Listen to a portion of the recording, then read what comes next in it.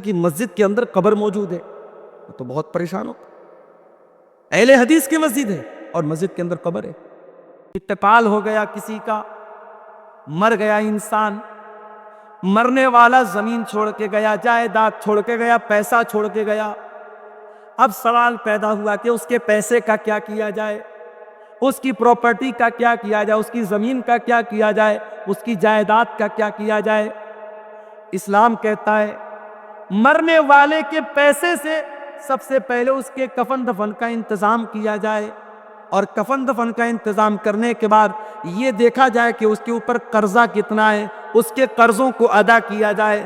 اور قرضوں کو ادا کرنے کے بعد اگر مرنے والے نے کوئی وصیت کی تھی، اور اگر وصیت کسی مدرسے کے لیے وصیت کی تھی، کسی مسجد کے لیے کی تھی، کسی یتیم کے لیے کی تھی، تو اس کی وصیت کو بھی پورا کیا جائے گا، مگر وصیت 1/3 سے زیادہ نہیں ہو سکتی. اگر مان لیجئے کہ 90 لاکھ روپیہ چھوڑ کے گیا ہے تو 90 لاکھ میں سے 30 لاکھ روپیہ تک کی وصیت کر سکتا ہے، 30 لاکھ سے زیادہ کی نہیں کر سکتا. تو پہلا کام کفن دفن کا انتظام، دوسرا کام قرضے کی ادائیگی، اور تیسرا کام وصیت کو پورا کیا جائے گا. اور چوتھے نمبر پر اس کے جو وارث ہوں گے، اس کا باپ ہوگا، اس کی ماں ہوگی، اس کی اولاد ہوگی، اس کی بیوی ہوگی، جو بھی اس کے وارث ہوں گے، شریعت میں سب کا حصہ بتایا گیا. بیوی کا اتنا حصہ، اولاد کا اتنا حصہ، ماں کا اتنا حصہ، باپ کا اتنا حصہ، ان کا حق ان کو دیا گیا. مرنے کے بعد بھی اسلام نے ادھورا نہیں چھوڑا ہے. آپ کی زمین کا کیا ہوگا، آپ کے پیسے کا کیا ہوگا، اس کا بھی شریعت میں قانون رکھا گیا ہے. مرنے والے کے لیے جنازے کی نماز کا پراودھان رکھا گیا. اور کبھی آپ نے غور کیا، جب ہم جنازے کی نماز پڑھتے ہیں، سامنے جنازہ ہوتا ہے، تو جنازے کی نماز میں ہم رکوع نہیں کرتے، سجدہ نہیں کرتے. ایسا کیوں؟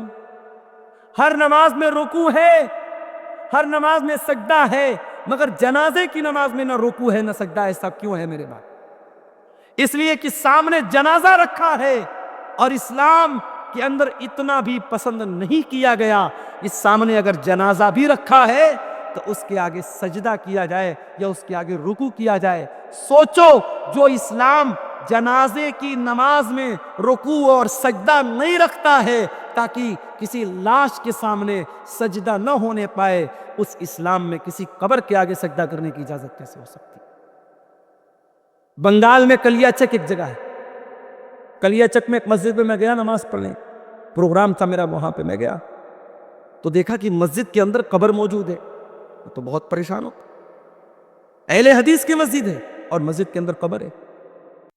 میں نے کہا بھائی اہل حدیث کی مسجد میں قبر کہاں سے آئی؟ کہا مولانا صاحب بہت پہلے سے یہ قبر ہے. میں نے کہا جتنے بھی پہلے سے یہ قبر ہو، یا تو آپ مسجد کو توڑ کر کے قبر، جہاں سے قبر ہے اس کے باہر مسجد کی باؤنڈری کر دو، یعنی قبر مسجد کے اندر یا مسجد قبر کے اندر نہیں ہونی چاہیے. میں نے کہا دو راستہ ہے، یا تو آپ مسجد کی باؤنڈری کم کر لو، یا پھر اس قبر سے جو بھی مرنے والے کی لاش ہے، اب تو کافی دن کی قبر ہو گئی، تو اس کی لاش کے جو بھی بچے ہوئے پارٹ پرزے ہیں اس کو اٹھا کر کے نکال کر کے کسی دوسرے قبرستان میں لے جا کے دفن کرو. لوگوں نے کہا مولانا صاحب آج تک تو کسی نے بیان ہی نہیں کیا. میں نے کہا میں بتا رہا ہوں بھائی، مسئلہ یہی ہے، جا کے فتویٰ لے لو. جمعہ میں نے وہاں پڑھایا، جمعہ میں بھی میں نے یہ بات بیان کی، اور میرے یہ جمعہ آپ کا بیان کرنے کے کچھ دنوں کے بعد مولانا جرجیس صاحب کا بھی وہاں پروگرام، انہوں نے بھی اپنی تقریر میں یہ بات کہی کہ قبر کو مسجد سے نکالا جائے. الحمدللہ اس پر عمل ہوا اور اب وہاں سے مسجد سے قبر کو ہٹایا گیا. یہ کوئی معمولی مسئلہ نہیں ہے میرے بھائی، یہ بہت سخت مسئلہ ہے. اللہ کے نبی نے اپنی وفات کے لمحات میں، اپنے آخری لمحات میں بھی کہا تھا، لعن اللہ الیہود والنصارى، اللہ کی لعنت ہو یہودیوں کے اوپر، اللہ کی لعنت ہو عیسائیوں کے اوپر، اتخذوا قبور انبیائہم مساجد، انہوں نے اپنے نبیوں کی قبروں کو مسجد بنا لیا، سجدہ کرنے کی جگہ بنا لیا. اسلام میں قبر کے آگے سجدہ کرنے کی اجازت ہے، اسی لیے جنازے کی نماز میں بھی آپ سجدہ نہیں کرتے، رکوع نہیں کرتے. اچھا جنازے کی دعا کتنے لوگوں کو یاد ہے؟ ذرا ہاتھ اٹھا کے بتاؤ تو. کتنے لوگوں کو یاد ہے؟ ایمانداری سے بتانا، جھوٹ موٹ ہاتھ مت اٹھانا. دیکھیے اتنا بڑا مجمع ہے اور کافی لوگ ایسے ہیں جو ہاتھ نہیں اٹھا پا رہے. یہ افسوس کی بات ہے. آپ اپنے دنیا کے کاموں میں بہت ماہر ہیں، اپنی راجنیتی کے معاملے میں بہت ماہر ہیں، اپنی کھیتی باڑی کے بارے میں بہت جانکار ہیں، لیکن آپ کو جنازے کی نماز کی دعا تک نہیں آتی. یہ افسوس کی بات نہیں. جنازے کی نماز میں اللہ اکبر کا امام صاحب نے پہلی تکبیر کے بعد سورہ فاتحہ پڑھے گا.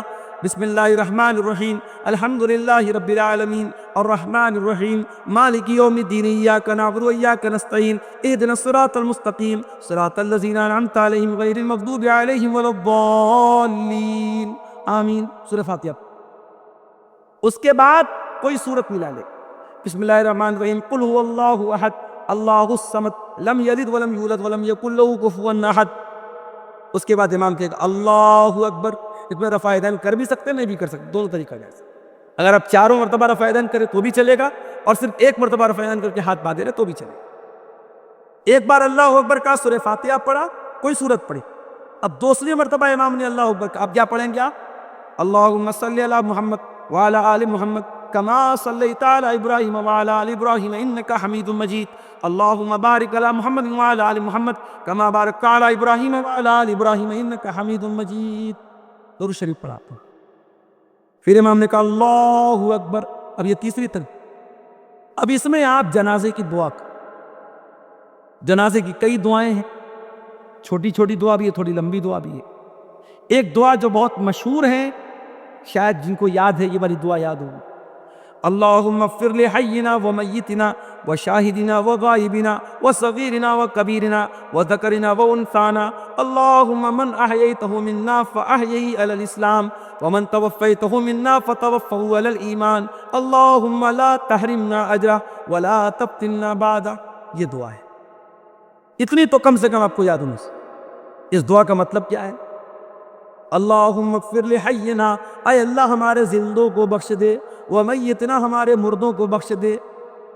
اللہم اغفر لحینا ومیتنا وشاہدنا وغائبنا، جو موجود ہیں ان کو بھی بخش دے، جو موجود نہیں ہیں ان کو بھی بخش دے. اے اللہ ہمارے مردوں کو بھی بخش دے، ہماری عورتوں کو بھی بخش دے، ہمارے بچوں کو بھی بخش دے، ہمارے زندوں کو بھی بخش دے، ہمارے مردوں کو بھی بخش دے. سارے لوگوں کی بخشش کی دعا کرتے ہیں آپ جنازے کی. اس کے بعد آپ کیا کہتے ہیں؟ اللہم من احییتہ منا فاحیہی علی الاسلام. اے اللہ تو جسے زندہ رکھے اسے اسلام پر زندہ رکھے. ومن توفیتہ منا، اور جسے تو موت دے دے فتوفہ علی الایمان. اے اللہ تو اسے ایمان پر موت دے. اللہم لا تحرمنا اجرا. اے اللہ اس مرنے والے کے اجر و ثواب سے ہم کو محروم مت کر، مرنے والے کے ثواب سے ہم کو محروم مت کر. ولا تفتنا بعدا، اور اس کے بعد، اور ایک حدیث میں یہ بھی الفاظ آئے ولا تضلنا بعدا، اس کے بعد تو ہمیں گمراہی میں مت ڈال، ہمیں فتنے میں مت ڈال. ایک چھوٹی سی دعا بھی جنازے میں آپ پڑھ سکتے ہیں. اللہم اغفر لہ وارحمہ وعافہ واعف عنہ واکرم نزلہ ووسع مدخلہ. اے اللہ اس مرنے والے کو بخش دے، اس کے اوپر رحم فرما، اس کو درگزر کر دے، اس کو عافیت میں رکھ، اس کی اچھی مہمان نوازی فرما، اور اس کے گناہوں کو دھو دے. یہ دعا بھی آپ پڑھ سکتے ہیں. تو جنازے کی تیسری تکبیر کے بعد آپ کو یہ دعا پڑھیں. اس کے بعد چوتھی تکبیر ہوگی، امام السلام علیکم ورحمۃ اللہ، السلام علیکم ورحمۃ اللہ، دونوں طرف سلام پھیرے گا، آپ سلام پھیریں. یہ جنازے کی نماز کا طریقہ. اس کے بعد اور آگے بڑھیے. اب آپ جنازہ پڑھ چکے، اب مردے کو قبرستان لے کے جا رہے. دنیا میں انسان کتنا طاقتور تھا. دنیا میں اس کی فارچونر گاڑی جب گزرتی تھی روڈ پر تو لوگ تاکنے لگتے، نیتا جی کی گاڑی آ گئی، ودھایک جی کی گاڑی آ گئی، منتری جی کی گاڑی آ گئی، فلانے صاحب کی گاڑی آ گئی. اور آج جنازے پہ لیٹا ہوا ہے وہ انسان، اور اس کی جنازے کی چارپائی کو لوگ پکڑے ہوئے ہیں اور اس کو لے کے قبرستان جا رہے ہیں. قبر تیار ہے، اور قبر بھی آپ جانتے ہیں دو طرح کی ہوتی. ایک ہوتی ہے صندوقی قبر جس میں بیچ میں مردے کو رکھا جاتا ہے، اور ایک ہوتی ہے بغلی قبر. اور اللہ کے نبی کی جو قبر ہے وہ بغلی قبر تھی، جس میں سائیڈ میں مردے کو رکھا جاتا ہے. تو قبر میں مردے کو اتارا جاتا ہے. اب جب قبر میں اتارا گیا، اس کے بعد مٹی ڈالی جاتی. مٹی ڈالنے کے ٹائم بہت سے لوگ دعا پڑھتے منہا خلقناکم ومنہا نخرجکم وفیہا نعیدکم تارۃ اخری، یہ دعا پڑھتے یہ ثابت نہیں ہے، بس بسم اللہ پڑھ کے آپ مٹی ڈال دیجیے، مٹی ڈال دیا، ہاتھ جھاڑ کے چلے آئے۔ زندگی بھر اس بات کی فکر کرتے رہے لوگ کیا کہیں گے، صحیح کام کرنا تھا نہیں کر رہا تھا، کیوں لوگ کیا کہیں گے۔ مولوی صاحب نے تقریر میں بیان کیا بارات مت لے کے جا، جہیز مت لے تو، منگنی کی رسم مت کر تو، ہلدی کی رسم مت کر تو۔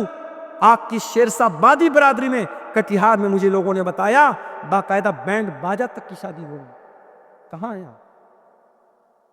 اتنے بڑے بڑے جلسے اور ہندوستان کے چنندہ علماء کو بلانے کا کیا فائدہ ہے اگر آپ کی برادری کے اندر جو الحمدللہ 80% اہل حدیث لوگ ہیں، آپ کی برادری میں ابھی بھی اگر ناچ گانے کے ساتھ اور بینڈ باجے کے ساتھ اگر شادی ہو رہی ہے اور 2-2 لاکھ روپیہ کیش لے کے شادی ہو رہی تو کیا مطلب ہے؟ لیکن بہت ساری رسم و رواج کی بات آتی ہے، لوگوں کا یہی کہنا رہتا ہے لوگ کیا کہیں۔ ارے لوگ کچھ بھی کہیں، تو یہ دیکھ اللہ کیا کہے گا۔ تجھے حساب اللہ کو دینا ہے، لوگوں کو نہیں دینا ہے۔ لوگ تو تیرے مرنے کے بعد آئیں گے، قبر پہ مٹی دیں گے، ہاتھ جھاڑیں گے، چلے جائیں۔ لوگ تیرے اچھے کام کی بھی تعریف کرنے کے لیے تیرے مرنے کا انتظار کریں۔ جس دن تو مرے گا تیری قبر پہ مٹی دینے آئیں گے، اس دن کہیں گے کہ ہاں یار آدمی تو بڑا اچھا تھا۔ زندگی میں جس نے کبھی آپ کو اچھا نہیں کہا وہ مرنے کے بعد اچھا کہے گا۔ لوگوں کو خوش مت کرو میرے بھائی، اللہ کو خوش کرو، اس کو راضی کرو۔ لوگ تو آپ کے مرنے کا انتظار کرتے ہیں۔ میں کبھی کبھی تقریر کے لیے جو سفر کرتا ہوں اور تھک جاتا ہوں، سچی بتا رہا ہوں۔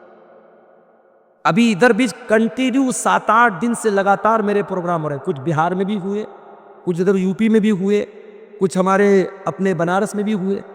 رات میں پروگرام کر کے کبھی ایسا ہوا گھر پہنچا، کبھی ایسا ہوا گھر نہیں پہنچا۔ پھر صبح مدرسے کی ڈیوٹی کرنا ہے، صبح 8 بجے سے لے کے 2 بجے تک ڈیوٹی کرنا ہے۔ اس کے بعد پتہ لگا صاحب پھر نکلنا ہے۔ کئی دن تک تو ایسا ہوا کہ بستر پہ نیند نہیں ملی۔ کبھی کبھی ایسا لگتا ہے کہ اتنا سب کرنے کے بعد بھی ایسا تو نہیں کہ سارے لوگ میری تعریف ہی کریں گے یا سارے لوگ مجھے اچھا ہی سمجھیں گے، بہت سارے لوگوں کی نظر میں برا بھی ہوں، تو میں لوگوں کے چکر میں کیوں پڑوں بھائی؟ لوگوں کی تعریف سننے کے لیے یا لوگوں کی برائی سے بچنے کے لیے کبھی بھی صحیح کام کو مت چھوڑو اور کبھی بھی غلط کام مت کرو۔ یہ دیکھو اللہ کی نظر میں صحیح کیا ہے اور اللہ کی نظر میں غلط کیا ہے، بس ہم اللہ کو حساب دیں گے۔ قبر میں مٹی دے کے لوگ چلے گئے، یہاں تو اتنی بڑی بڑی لائٹیں جل رہی۔ 4 ویلر سے میں آ رہا تھا، ڈرائیور صاحب نے کہا مولانا صاحب پروگرام کہاں ہے، نظر نہیں آ رہا ہے۔ میں نے کہا لائٹ نظر آئے گی سمجھ جانا۔ دور سے ٹیوب لائٹ نظر آنے لگی۔ عبدالعزیز بھائی کو میں نے فون کیا کہ ہاں آپ کے پروگرام کے لوکیشن پر پہنچ گیا، پروگرام ہے، آپ نے دور تک لائٹوں کو لگایا ہے۔ کبھی قبر میں آپ نے کوئی لائٹ دیکھی؟ کبھی ایسا ہوا کہ آپ نے مردے کو دفنایا ہو اور ساتھ میں ایک لالٹین رکھ دیا ہو، ایک موبائل کا ٹارچ جلا دیا ہو؟ نہیں، وہاں کوئی روشنی نہیں چھوڑ کے جاتا۔ دنیا میں گرمی کا موسم ہوتا ہے، ہم کولر، پنکھا، اے سی جیسی طاقتیں لگاتے ہیں، قبر میں کوئی اے سی لگاتا ہے کیا؟ کوئی پنکھا لگاتا ہے کیا؟ قبر میں ہم ہوں گے اور ہمارے اعمال ہوں گے میرے بھائی، اور قبر کے اندھیرے میں اگر ہمارے اعمال خراب ہوں گے، ہمارے کام گندے ہوں گے، ہم نے اللہ کو ناراض کیا ہوگا، معاف کرنا اس اندھیرے سے ہم نہیں بچ سکتے۔ قبر میں جو زہریلے جانور ہوں گے، جو جہنم کی کھڑکی کھلے گی، جو جہنم کا بستر بچھایا جائے گا، جو جہنم کی گرم ہوائیں ملیں گی، ان سے اگر ہمیں بچنا ہے اور جنت کی ٹھنڈی ہواؤں کو پانا ہے تو ہمیں دنیا والوں کو خوش نہیں کرنا، اللہ کو خوش کرنا ہے، اللہ کو خوش کرنا ہے۔ ابو داؤد کے الفاظ ہیں، ایک انصاری صحابی کا جنازہ تھا، جنازے کو قبر میں اتارا جا رہا تھا، اللہ کے پیارے نبی وہیں جنازے کے پاس بیٹھے ہوئے تھے، آپ کے صحابہ بھی آپ کے آس پاس بیٹھے ہوئے تھے۔ آپ نے قبر کو دیکھا، آپ نے جنازے کو دیکھا، آپ نے منظر کو یاد کیا جو قبر میں ہونے والا ہے۔ جب قبر میں ہونے والے منظر کو آپ نے یاد کیا، حدیث کے الفاظ ہیں फबकन नबी, अल्लाह के नबी रोने लगे, इतना रोए हत्ता बल्ल सरा, आपके आंसुओं से वहां की जमीन भीग गई, वहां की मिट्टी भीग गई, आपके आंसुओं से वहां की जमीन तर हो गई। और आपने कब्र की तरफ इशारा करके फरमाया लेमिस्ले हाजा फअइद्दू या इखवानी, ऐ मेरे सहाबा इस कब्र की तैयारी करो, इस कब्र में तुम सबको जाना है, हम सबको जाना है। ओ मेरे प्यारे भाइयों, जब मुर्दों को दफनाने जाया करो तो सोचा करो कि वो दिन हमारे ऊपर भी आने वाला है। मरने के बाद अब कब्र में हम पहुंच गए। अब कब्र में जब पहुंच गए, अब कयामत तक हम कब्र में रहे। अब ये मरने के बाद और कयामत तक के बीच का जो पीरियड है, इसको बरज़क कहा जाता है। बरज़क का मतलब क्या होता है? Barrier, divider. आखिरत एक तरफ, दुनिया एक तरफ, बीच में डिवाइडर क्या है? ये कब्र की जिंदगी है, बरज़क की जिंदगी। और इसी से ये मसला पता चला कि हम तो अपने मुर्दे को दफनाते हैं, हमारे हिंदू भाई तो अपने मुर्दों को जला देते हैं, हमारे पारसी मजहब के लोग तो अपने मुर्दों को चिल कौओं को खिला देते हैं, ईसाई लोग तो ताबूत में रख के मिट्टी के अंदर डाल देते हैं। हर मजहब में अंतिम संस्कार करने का अपना अपना तरीका है। और हमारे नबी फरमा रहे कि कब्र में अजाब भी होगा और कब्र में सवाब भी मिलेगा। तो जिसने जला दिया, जिसने चिल कौए को खिला दिया, उसको कैसे अजाब मिलेगा, उसको कैसे सवाब मिलेगा? तो याद रखो मेरे भाई, कब्र का मतलब वो गड्ढा नहीं है, कब्र एक दुनिया का नाम है। कब्र एक अलग वर्ल्ड है, एक अलग दुनिया है, और उस दुनिया को हम बरज़क कहते हैं। और ये भी याद रखो कि मरने के बाद अब दोबारा दुनिया में कोई वापस नहीं आ सकता। ये जो बॉलीवुड की फिल्मों में दिखाया जाता है, सीरियल्स में दिखाया जाता है, एक इंसान खुदकुशी कर लेता है, आत्महत्या कर लेता है, उसकी आत्मा भटकती रहती, कोई आत्मा नहीं भटकती। मरने के बाद किसी की आत्मा, किसी की रूह दुनिया में कभी नहीं आ सकती। ये बात याद रखो। कुरान कहता है हत्ता इज़ा जाअ अहदहुमुल मौत क़ाल रब्बिरजिऊन, जब इंसान को मौत आ जाती है, अल्लाह से कहता है अय अल्लाह एक चांस और दे दे, एक मौका और दे दे, रब्बिरजिऊन, एक बार दुनिया में दोबारा आने का मौका दे दे, लअल्ली अअमलु सालिहन फीमा तरक्तु, अय अल्लाह मैं वादा करता हूँ, मैं प्रॉमिस करता हूँ, मैं दुनिया में एक चांस तू और दे दे, मैं कोई गुनाह का काम नहीं करूँगा, कोई तुझे नाराज करने वाला काम नहीं करूँगा, अय अल्लाह मैं नेक अमल करूँगा, मैं अच्छा अमल करूँगा। अल्लाह फरमाएगा कल्ला इन्नहा कलिमतुन हुवा क़ाइलुहा व मिन वराइहिम बरज़खुन इला यौम युबअतून, ऐ मेरे बंदे तेरी ये विश पूरी होने वाली नहीं है, तेरी ये आरजू पूरी होने वाली नहीं है, अब तू कयामत तक बरज़ख में रहेगा, तू कब्र की जिंदगी गुजारेगा, बरज़ख की जिंदगी गुजारेगा। तो मेरे अजीजों, जिस तरीके से दुनिया की जिंदगी के लिए मेहनत करते हो, वैसे बरज़ख की जिंदगी और कब्र की जिंदगी के लिए भी मेहनत करो।